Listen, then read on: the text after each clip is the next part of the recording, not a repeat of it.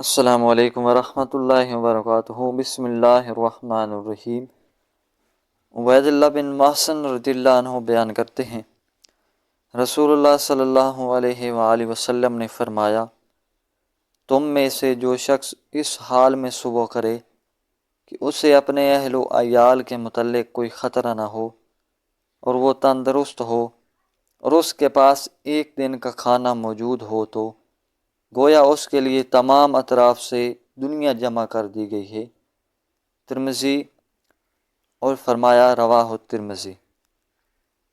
مقدام بن معدی carb بیان کرتے ہیں، میں نے رسول اللہ صلی اللہ علیہ وآلہ وسلم کو فرماتے ہوئے سنا، کسی آدمی نے ایسا کوئی برتن نہیں بھرا جو اس کے پیٹ سے زیادہ برا ہو، انسان کے لیے چند لقمے ہی کافی ہیں جو اس کی کمر سیدھی رکھ سکیں۔ اگر زیادہ کھانا ضروری ہی ہو تو پھر پیٹ کا تہائی حصہ کھانے کے لیے، تہائی پانی کے لیے اور تہائی سانس کے لیے ہو۔ رواہ الترمذی و ابن ماجہ۔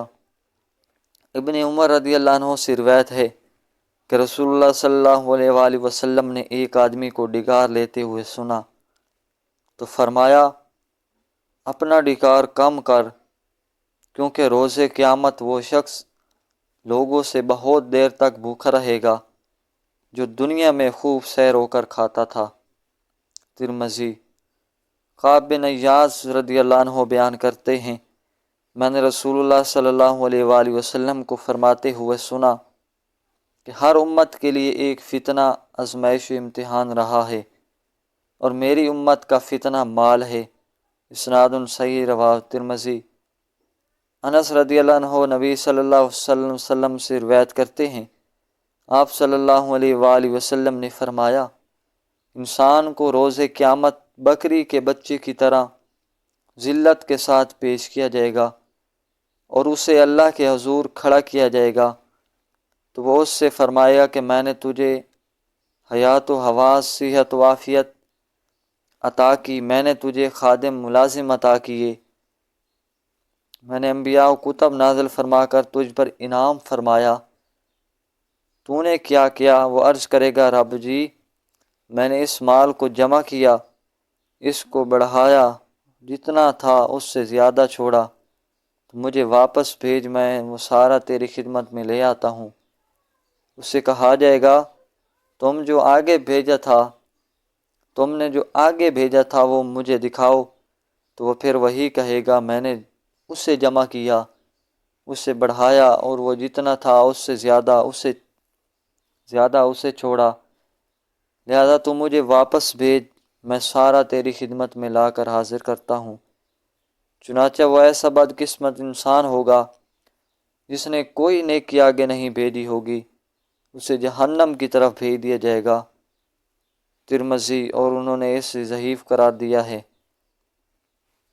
ابو ہریرہ رضی اللہ عنہ بیان کرتے ہیں کہ رسول اللہ صلی اللہ علیہ وآلہ وسلم نے فرمایا، روز قیامت بندے سے نعمتوں کے بارے میں سب سے پہلے یوں سوال کیا جائے گا، ہم نے تیرے جسم کو تندرست نہیں بنایا تھا؟ کیا ہم نے تجھے ٹھنڈے پانی سے سیراب نہیں کیا تھا؟ ابن مسعود نبی صلی اللہ علیہ وآلہ وسلم سے روایت کرتے ہیں، آپ صلی اللہ علیہ وآلہ وسلم نے فرمایا، روز قیامت انسان کے قدم اللہ کے دربار میں برابر جمے رہیں گے، حتیٰ کہ اس سے 5 چیزوں کے متعلق نہ پوچھ لیا جائے، اس کی عمر کے متعلق، اس نے کن کاموں میں ختم کیا، اس کی جوانی کے متعلق کہ اس نے اسے کہاں ضائع کیا، اس کے مال کے متعلق اس نے اسے کہاں سے حاصل کیا اور اسے کن مسارے میں خرچ کیا، اور اپنے علم کے مطابق کتنا عمل کیا۔ رواہ الترمذی۔